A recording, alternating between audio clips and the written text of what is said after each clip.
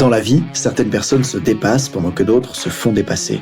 Bienvenue sur Obsession Progression, le podcast des compétiteurs qui sont obsessifs de l'amélioration. Je m'appelle Nathan Delacoste, je suis préparateur mental spécialisé dans les sports extrêmes. J'accompagne surtout des athlètes internationaux comme les skieurs et snowboarders en équipe de France. Dans ce podcast, je partage les coulisses des séances et des prises de conscience avec l'intention d'emmener votre mental au plus haut niveau en entraînant l'humain derrière la machine. Pour cette quête de performance, je vous parle à la fois mindset, cohésion de groupe, discours d'avant-match, résilience et gestion des émotions. Prenez une bonne dose d'inspiration à chaque épisode, ils sont rendus possibles par Ready to Rock.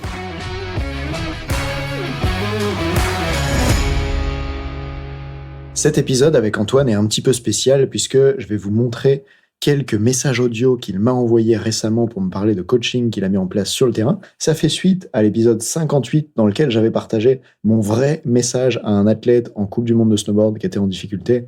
Je vous partageais sur le podcast un vocal que je lui avais envoyé pour l'aider à cet athlète. Et en fait, Antoine a choisi de reprendre ce vocal, de l'envoyer à un de ses athlètes et de construire à partir de ça, puisque on a compris qu'un truc super important, c'est que l'athlète soit prêt à payer le prix. Alors ça peut être l'épisode 58, je t'invite à retourner le voir. Et on écoute maintenant comment Antoine a utilisé ça en escalade dans le club de Chambéry, qui contient notamment des athlètes qui sont en équipe de France d'escalade. C'est parti.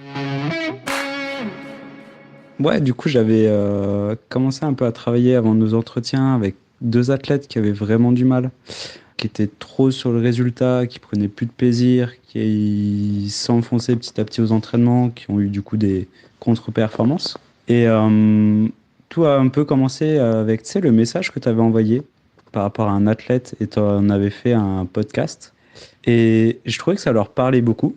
Du coup, je leur ai envoyé ce message-là et je leur ai demandé ce que ça leur évoquait pour eux. Et vraiment, ouais, ça a fait mouche. Et du coup, avec un des grimpeurs, et ben, ce message, je m'en suis servi pour savoir, ok, lui, quel coût il était prêt à payer. Et lui, par rapport à son projet, il s'est dit, vraiment, moi, je suis vraiment prêt à payer ce prix-là d'échouer. Sauf que tous les jours à l'entraînement, à chaque fois que c'était échoué, il était en larmes, il se disait qu'il était plus nul que les autres, etc. Et quand je t'ai dit qu'après l'entretien, j'étais capable de pas donner ce qu'il voulait à un athlète, en fait, ce qui s'est passé, c'est que il part dans sa voie. Son pote juste avant enchaîne la voie, donc lui il part dedans avec l'objectif je dois faire aussi bien que lui sinon je suis nul.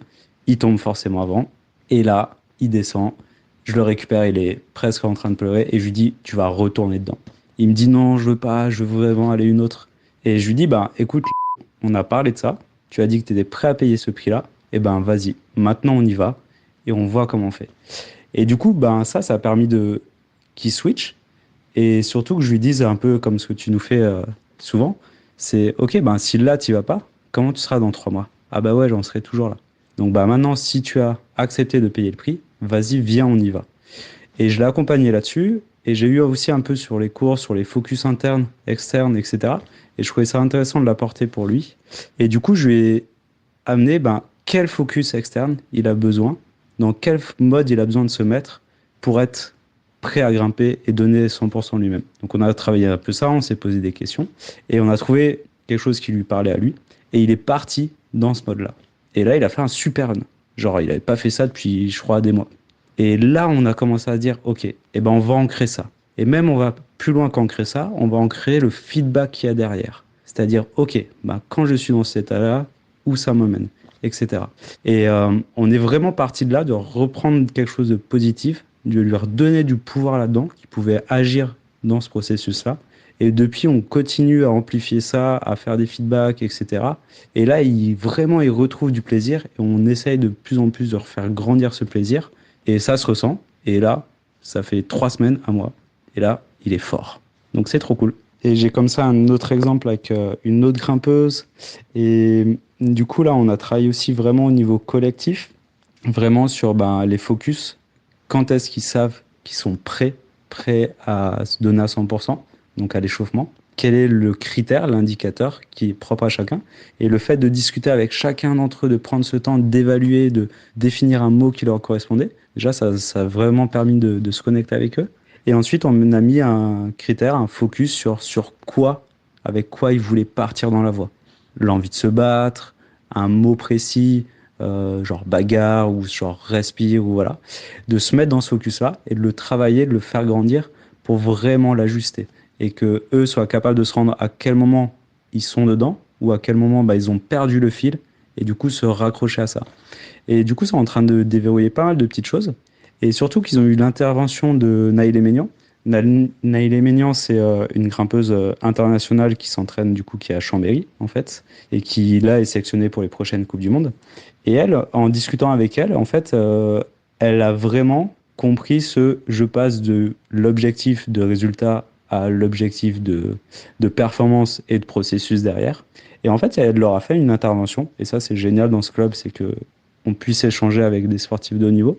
Et elle leur a fait une intervention à tous ces jeunes. Et aujourd'hui, vu qu'on avait travaillé sur les focus, sur tout ça, on est reparti de là, de sa présentation, pour dire, ok, comment on continue à l'implémenter dans l'entraînement. Et voilà. Et du coup, ce soir, il s'est passé vraiment des trucs énormes chez chacun. Et vraiment, on a pu aller dans, que ce soit un échec ou une réussite dans la voie, ce qui était important, c'est qu'est-ce qu'on en retirait de ça, comment on affine tout ça et comment on repart avec les intentions qui nous emmènent plus loin. Et du coup, on a pu aborder plein de choses avec chacun d'entre eux. Et ouais, ça fait des trucs que j'avais jamais réussi à faire avant. Donc voilà, trop cool. Voilà, je suis ravi de t'avoir fait écouter ces vocaux d'Antoine. Et avant de terminer l'épisode, j'aimerais dézoomer un petit peu pour te faire remarquer une chose. Ce qui est super important dans la performance, mais aussi en fait dans la vie, c'est d'accepter deux choses. La première, everything comes at a cost. Tout vient avec un certain coût. Et donc, c'est de faire comprendre le coût caché aux athlètes qu'il y a derrière ce qu'ils veulent.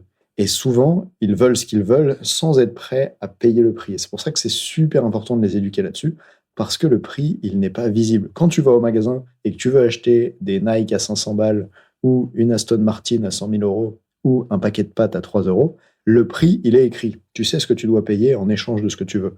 Mais dans la vie, par rapport à des résultats de performance, le prix n'est jamais écrit. Tu vas pas payer en euros, tu vas payer avec ton temps, avec ton énergie, avec tes échecs par exemple. Mais le problème, c'est que le prix, il n'est pas affiché.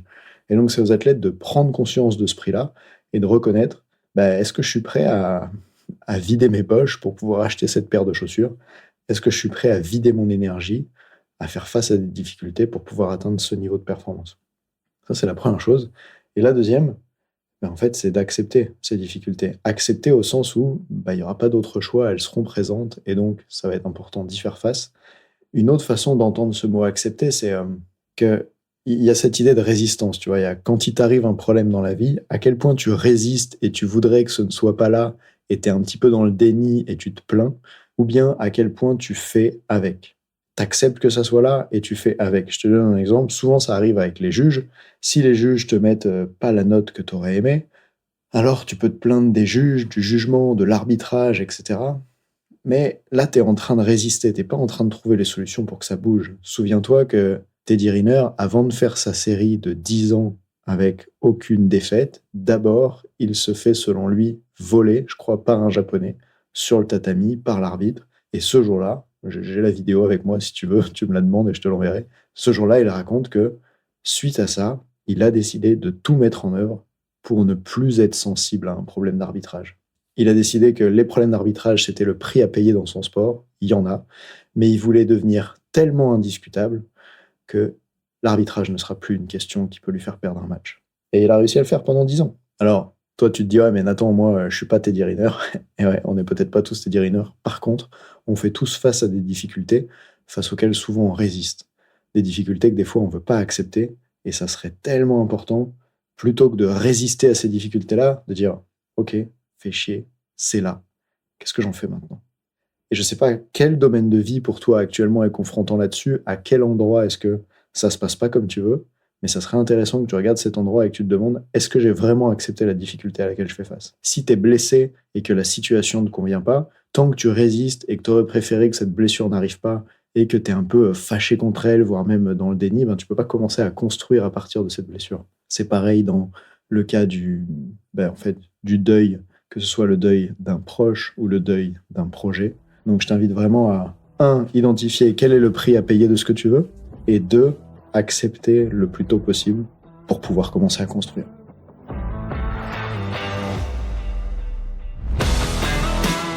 On dit souvent que le mental, c'est 70% de la performance à haut niveau. Pourtant, rares sont ceux qui l'entraînent au moins de 10% du temps. En écoutant jusqu'ici, t'as donné à la dimension mentale un peu plus de la place qu'elle mérite chaque semaine. Bien joué. Ma mission audacieuse, c'est d'aider le monde du sport à se transformer en profondeur, et je veux faire en sorte que plus aucun coach ne passe à côté de la psychologie de ses athlètes. C'est pour accomplir ça que je crée une tonne de vidéos sur YouTube et des épisodes comme celui que tu viens d'écouter. Alors, je vais pas te demander d'inscrire de force tes amis au podcast, et en même temps, si tu peux en parler à quelqu'un qui va l'adorer, quelqu'un à qui ça serait utile, ta recommandation, elle signifie beaucoup pour moi. Si chaque auditeur en parle juste à 2 autres, l'année prochaine, on sera des milliers de fois plus nombreux avec l'obsession progression. Salut!